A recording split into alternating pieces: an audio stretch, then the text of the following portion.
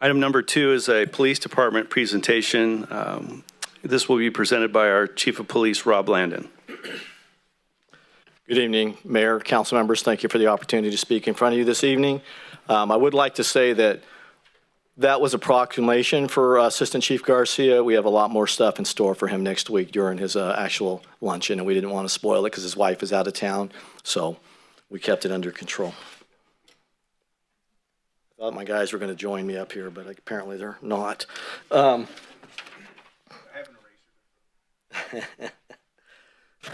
So basically what we're going to cover tonight in a rather timely fashion will be the basic structure of the police department, our calls for service, the uniform crime reporting, part 1 crimes, and I'll explain what that is in a second, and areas of emphasis for the upcoming year. And then I'll open it up for any questions.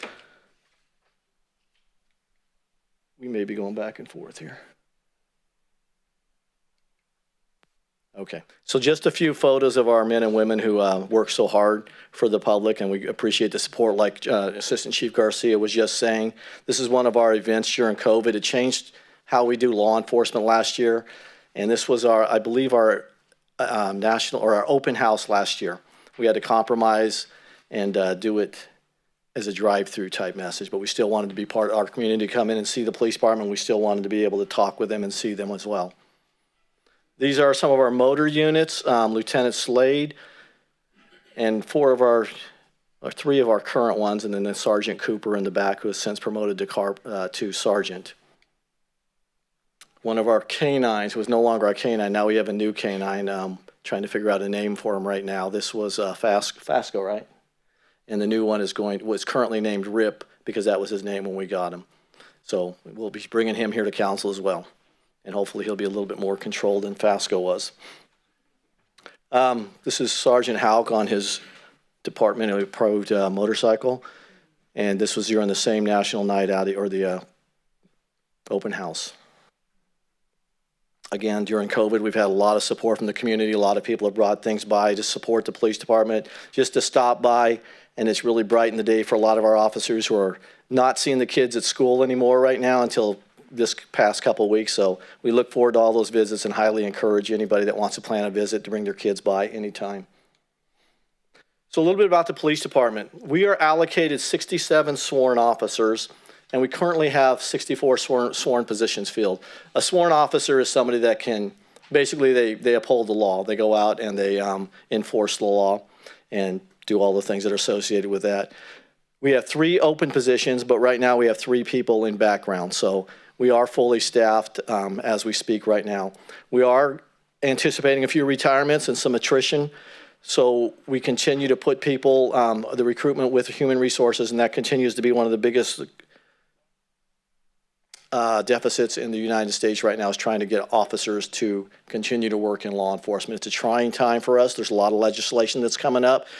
We have a great responsibility to the community, and we also have a lot of things that we need to do to uphold our end, and it makes it difficult sometimes to attract new people coming out of college and everywhere else. But we will continue to do that, and we will continue to make sure that our city is fully staffed, and if not fully staffed, we're fully capable of responding to any type of emergency and continue to work towards those goals. We have 25 civilian staff.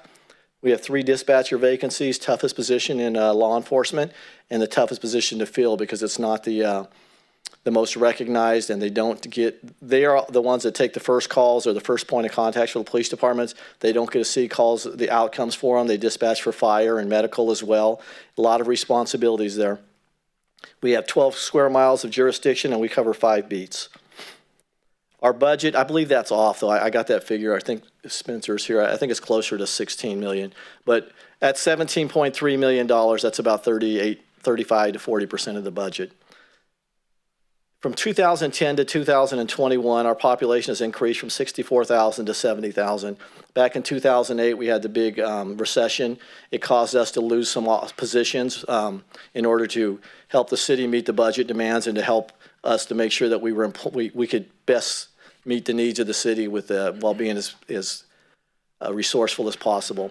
So our staffing has decreased from a high of 103.5. We don't have a half person. That's actually reserves count as a half person because they're not a full-time position, to 96.5 persons.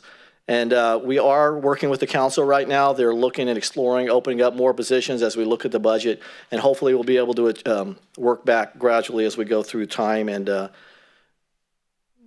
everything else. A couple more pictures of our officers and some of our CSOs. The difference between the CSO, community service officers, they respond to cold calls. They don't carry a gun. They drive a black and white unit. They don't have the same emergency equipment. So although they look similar, they are, and that would be the female on the left, Erica Broussard. And then the school resource officer, we have officers at both high schools. They attend to all the different schools and school events, and they're right there in case of emergency. Our community policing coordinator, who is right now in a public information officer school in San Diego or somewhere down in Southern California. One of our traffic officers, and then one of our female officers, Tamara, who was a CSO at the time. So we do promote people through the department. Sometimes their goals change. She's wanted to be a sworn officer. She worked herself through the academy. And as a result of that, she's one of our best officers right now. And we're really proud to have her. This is our Citizens Academy. We try to do this 2 times a year, and we highly encourage you, if you haven't been to a Citizens Academy, to attend this. It's a 12-week program, and we teach you all about the police department, and then hopefully we get you to become a volunteer at the department, which are very important positions at the police department. So types of calls that we respond to at the police department. These are our top 9 calls. I think I probably cut out the top 10, so it's going to be our top 9. And this is out of 46,000 calls a year. So number 1 call, transients.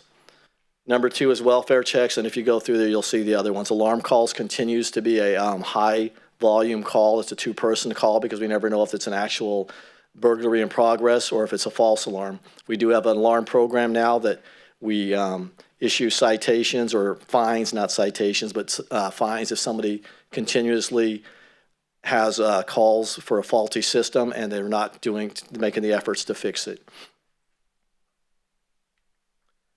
So what is UCR reporting? Because that's what we're going to talk about a little bit here. That's a Uniform Crime Reporting System. And basically it's the way that the FBI, through the International Association of Chiefs of Police, they wanted to figure out ways to kind of comparatively look at statistics across the United States and compare apples to apples. So there are, I believe, 7 different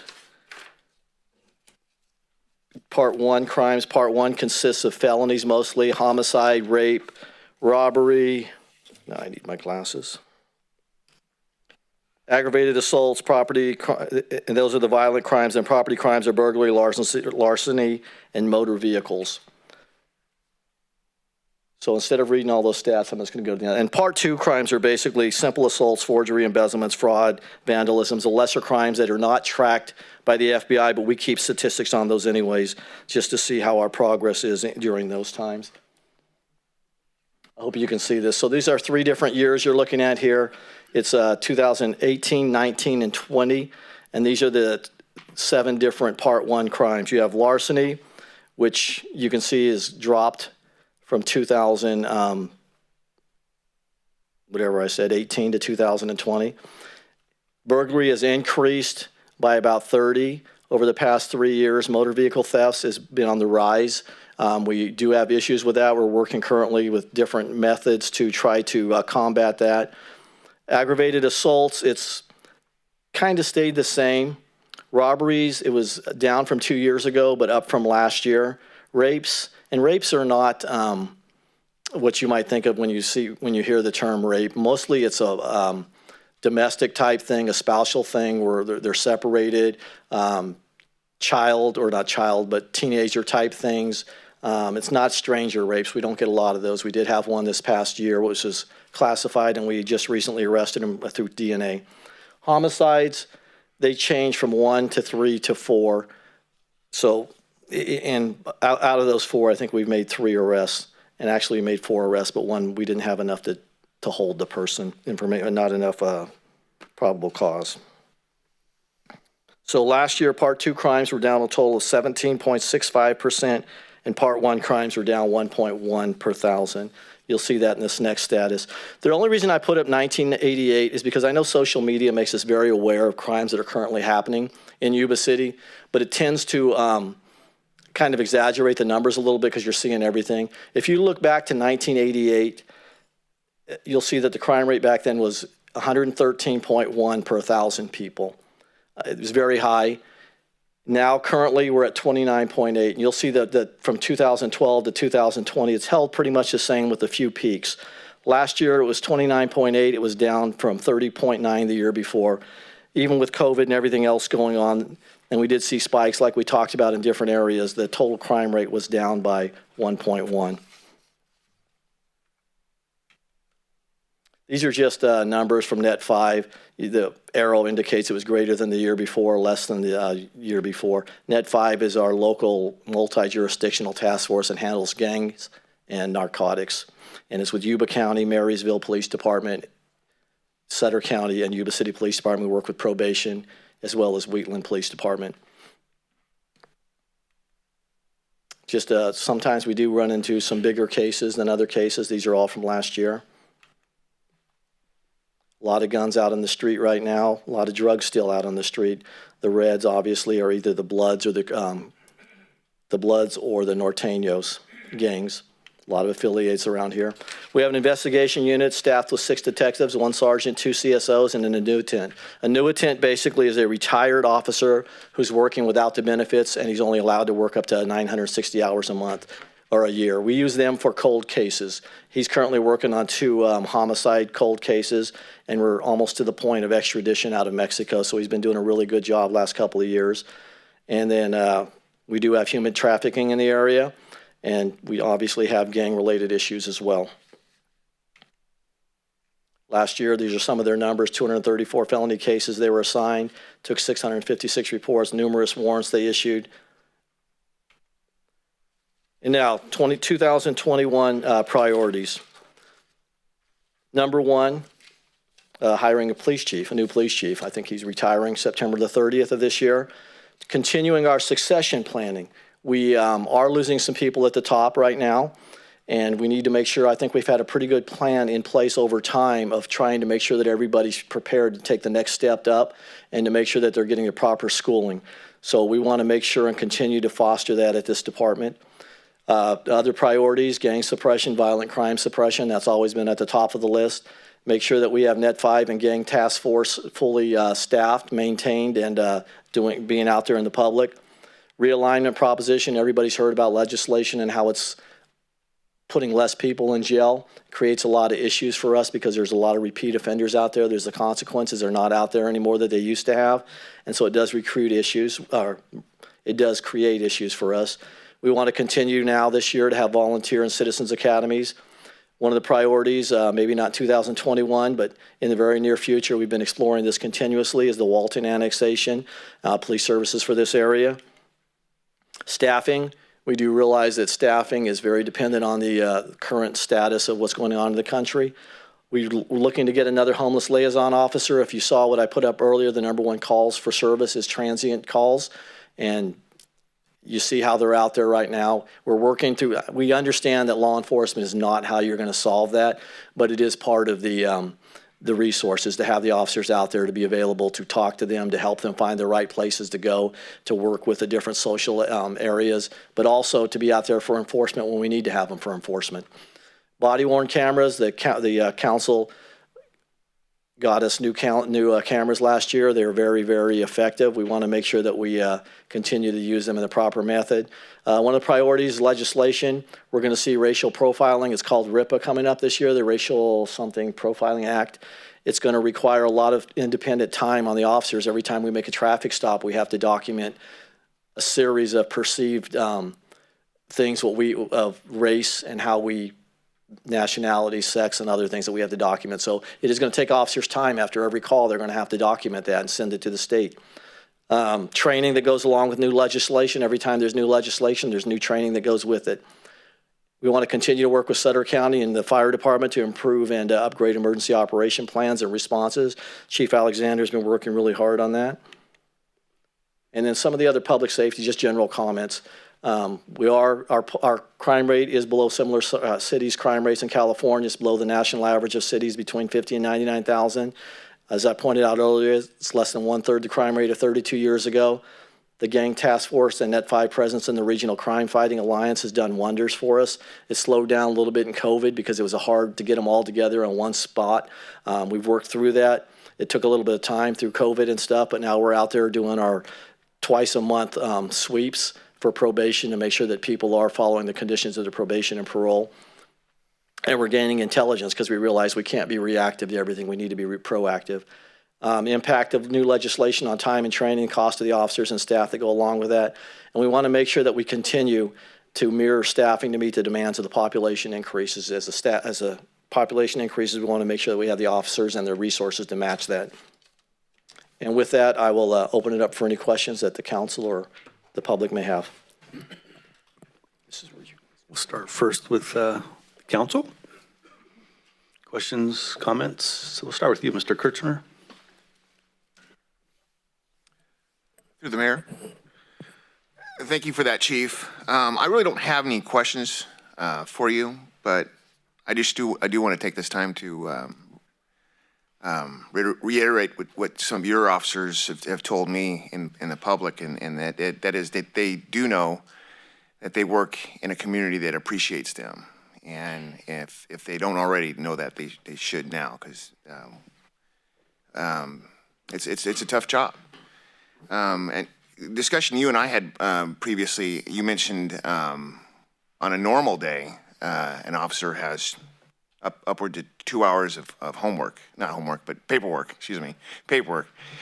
And that's going to go up in the near future. And that's just making a difficult job even harder. And if we can just personally let the officers in the room know that you are appreciated in our community. Thank you very much. Thank you, Councilman. And I would like to point out one thing, too, that you will not see in the larger city is that because of the cost of living in Yuba City and the pay at the Yuba City Police Departments to match that cost of living, we have officers who actually live in the community. And you're not going to see that in the Bay Area. You can't afford for an officer to live in San Jose. They're living 50 to 100 miles. They're going away to leave the city. Our officers are staying in the city or the surrounding areas, and I think that brings a lot of community involvement. In fact, I know that there were several people that are coaching Little League tonight because they had different priorities.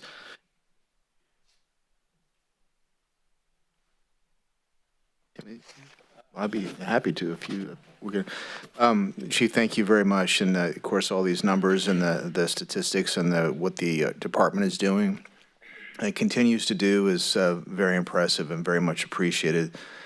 Every interaction I've had with an officer when I'm away, from here, has been nothing but positive and professional. And I really appreciate it. Recently is today, actually. I was just telling a story, kind of funny, but I won't get into that. But they do a great job, and it's really appreciated. And they do know, the couple that I've talked to lately over coffee, they do know and appreciate that they're in a community that appreciates them. And I tell you what, coming from that field, it makes a world of difference. Knowing that when everyone waves with all 5 fingers is a good thing. I have one question. Has COVID caused you to dial back of any of your programs? You still have the cadet program in place or things like that? So yes, a lot of our programs were impacted by COVID. Right. Anything like the volunteers, the cadets, we couldn't bring them into the department because one thing we need to protect is our dispatchers. Right. We're a limited amount of them, so we try to keep them isolated from everybody else. And initially, Okay. it is impacted. I'm assuming, obviously, as things progress back to the new normal, that there's a plan in place to ramp those things back in. Already in place. They're all good. Coming back. Excellent. Already. Well, thank you again very much, all of you. Really appreciate it. Councilwoman. Thank you. Through the mayor. Well, looking at your priorities, the first priority is going to be a tough one. The idea that you're moving on, that's going to be a big challenge and a lot of work, I think, for Dave, and a void in this community, truthfully, that is going to happen. But your commitment to work all the way through and continue to do the great work that you do, Chief, I'm very proud of you for all of that you've done for our community. So a couple of things. One of them with the homeless project, we are trying to, or the homeless services within the police department. As a council, I think we're working really hard to try to bring in additional resources for Troy because those numbers are just impacting the daily life of many people. How do our officers respond in those large numbers, particular when Troy has a limited schedule? You know, he only works so many hours. Otherwise, we would lose Troy because otherwise he'd be burned out, honestly. Yeah, well, thank you for the comments, and yes, it is, we assign our calls by priority, so we're going to handle the priority calls first, and then we're going to handle them as they work their way down, but all the officers are involved, and they all are assigned a beat for a reason. They get to know their community, their specific area, they get to know the people that hang out in those areas, they get to meet some of the neighbors, but they also get to meet the transients, and so they get to contact them and try to at least know where they're at certain times of the day and if they're going to be a problem at certain times or if they're just looking for help. So it does help to the familiarity that Troy's not the only one. It's all the officers taking the interest to at least get to know their beat. Okay, that's great. I think the work that our police department has done with citizens academies and volunteer work and engaging with community, prevention. I'm a strong advocate of prevention work that you hopefully reduce the action of crime by really engaging within community. And I'm hoping that our policing expands on that more so. And I know that a lot of our officers do that. And that's something that brings me great pride. And I know the GREAT program has been a program that you've done within the schools for many years, great impact. In the sense, no pun intended, but it actually has reduced some gang activity within young people's lives, in particular as those numbers seem to be increasing. I'm happy to hear that we're working really hard with the dispatchers and trying to fill those voids. That is a critical piece of our part of the whole puzzle of emergency services. And I think we're celebrating our dispatchers this week or this month? Last week, yes. Last week. So there was a lot of celebration on that. And so thank you for all that you do. And we have a lot of priorities to get through, but we will be meeting as a council, doing some reviews for the next priorities. So we'll take all your suggestions into that piece. Thank you. Councilmember Esmendola. You, Mr. Vice Mayor. Thank you, Mr. Mayor. Chief, if I still had my cowboy hat on from Saturday, I would tip it to you and your entire organization of men and women. You guys do an incredible job. Having the privilege of getting to do some ride-alongs and getting to know your men and women. In today's environment, I could only imagine the tenacity, the caliber, the character of person it takes to put on that uniform every day. Because you're not only dealing with protecting our citizens, but you're also dealing with the turmoil that's coming down from higher electeds up that keep basically shortchanging you at every turn with the problems we have with the jails and downgrading crimes and stuff. So hats off, you guys do an incredible job, and I have the utmost respect for you guys. The priorities, I'm glad you brought those stats. I know you're doing everything you can to keep us safe. When I ran for office, we had the discussion. The numbers were lower as far as the number of officers at that point in time. And we had a chat, and I said, we don't have near enough. And that's been our commitment, has been trying to get the city taken care of and the obligation things that we have to as a council, which is public safety and infrastructure. Those are definitely top priorities. So I'm glad you're thinking forward. I know the commitment is still here from this council. We're going to look at everything. I wish we had a blank check and could just write it, because I don't think 103 is still enough, because I see what goes on every day and I see what your men and women have to contend with, the 103 officers. Just know the commitment's there. You guys are doing a great job, and I just have the utmost respect for you guys. So thank you for the department, and thank you for looking forward to what we need coming up in the future. Thank you, Vice Mayor. And just so the public knows as well, we did have a homeless liaison officer come on board last year with the council's help, so that was very impactful for the department. Chief, thanks for the presentation tonight. It's always great to get an update. And as usual, your leadership is shown very well. I want to thank you and the management team for the budget presentation this morning that the ad hoc committee received. It addressed and linked up with your priorities. Almost all of them are here tonight. One was, sorry, Sam. But in all sincerity, you know, I can't imagine a more difficult profession right now than law enforcement. And I've mentioned that to several of your officers when I've had the opportunity to sit with them. And I know it's been said here from other members of the council that, you know, I do believe that the public truly appreciates the Yuba City Police Department and the officers and support staff that work there. You know, you continue to hear, and I'll run out there and say rhetoric about, you know, defunding police or not supporting law enforcement. I don't believe that's a value of this community. I think our community likes our police department. I think our community values our police department. I think our community, for the most part, respects our police department. I know that I do. And any notion about defunding or scaling back or repurposing a police department certainly would never enter into any area that I would support. And I just commend all of your folks for the job they do on a day-to-day basis. Like I said, I cannot imagine a more difficult environment to work in right now, given the stuff that's going on in the state and in the country. So with that, I will open up for any comments from the public on this item.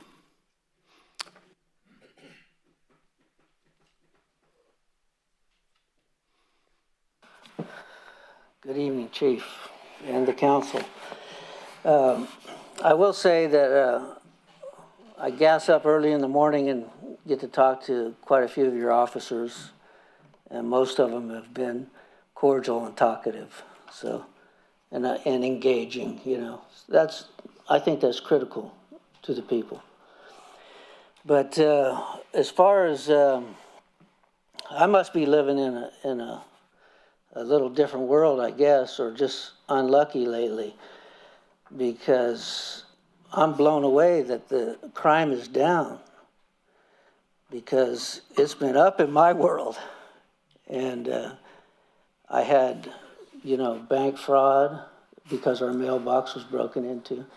Yesterday I went to the bank, and I recognize too that I'm just not used to thinking that I'm living in a criminal world, but when I went to the bank yesterday, somebody stole my checkbook off the seat of my truck, you know, and I had to talk to one of your officers. And then I went to another bank, and there was a big episode with the homeless woman there blocking the drive-through and, you know, breaking dishes and you name it. So it was, that's why I say I'm a little blown away. But one thing I was curious about too, when you mentioned Net 5, that is like jurisdictional, I think, right? And I was reminded of the officer who was dealing drugs and caught on the East Coast. Do you remember that? I was here for that, yes. Yeah, I just wondered whatever happened to that guy. He's in prison Good to hear it. where he belongs. So, anyway, bless you on your retirement. So, it's probably been a long time coming. I'm looking forward to that day myself. Thank you, Mr. Burns. Mr. Mayor, Hi. council members, how y'all doing? Good. Chief? Can I just I'm sorry to interrupt. I just need your name. Christopher Burrett, sorry. No problem. Chief, you guys do an amazing job. I see you guys all around my neighborhood patrolling day in, day out, all night, you know. Everything from traffic stops to chasing down drive-by shootings on Queen, you know. So really appreciate what you guys do. And I would never be for defunding police either, because I think you guys are our last, especially city police, our last defense, you know, as citizens before we ourselves have to take arms. But with that said, did I hear correctly? You guys only have less than 40% of your budget covered? No. The number is I'm sorry, I misspoke or it didn't come out right. That is the percentage of the police department of the entire budget for the general fund. Okay. So you guys are covered. Yes, we're the largest organization of the largest personnel in the city's budget. Right. You guys ever do any fundraisers or anything to help out with like get more going and stuff like that? No, we don't do it for the city, but we do it for certain different entities within the department. Say we have a Canine Police Officers Association.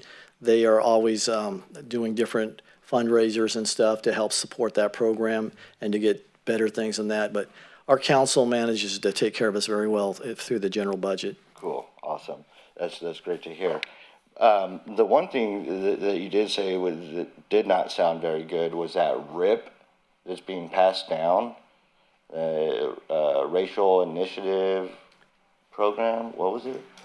It's called RIPA. That's the thing. The guy behind you could probably tell you what it stands for. Okay. Racial Identifying Profiling Act. Okay. Yes. So that in itself sounds like a violation of the First Amendment.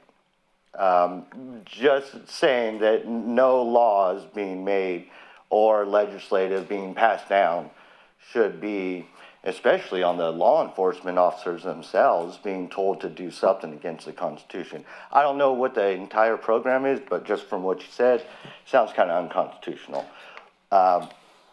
Secondly, on that subject, you guys are going to have to take up more man hours, more resources, and we're not Los Angeles, we're not Chicago, or one of these big cities where things really crazy. I think everybody respects everybody in our community, especially our police officers, and to kind of push that onto you guys as if you guys have been incorrectly profiling and you guys need to be held accountable and monitored. I don't think that should be cool. But thank you. And you guys are doing an awesome job. Congratulations on retirement. Thank you, Christopher. I appreciate it. Thank you.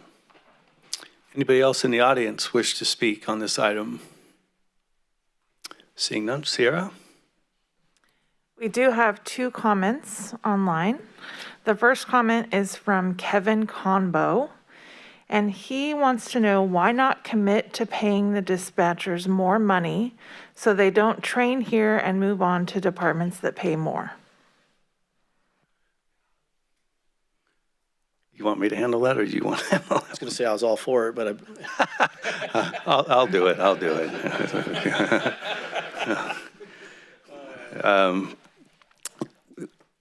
The effort to try to pay our public safety personnel in all aspects is a high priority for the city. Recruitment and retention of personnel has been something that's been top of mind of this council consistently since all of us have been elected, and we will continue to try to do that. We have instituted with the chief and his staff's development some methods to keep dispatchers and attract dispatchers. And as those issues continue to impact the police department, we will always continue to take a look at how we can support making sure that the first responder of the first responders is taken care of. Okay, second comment is from Scott Bailey. No question, our police department is absolutely amazing. Thank you to all of the department. I'll let you take that one. thank you. I appreciate that. And I just want to say that obviously it's not us 4 up here, it's the department. It's the men and women of the department. They appreciate it very much. So thank you. All right.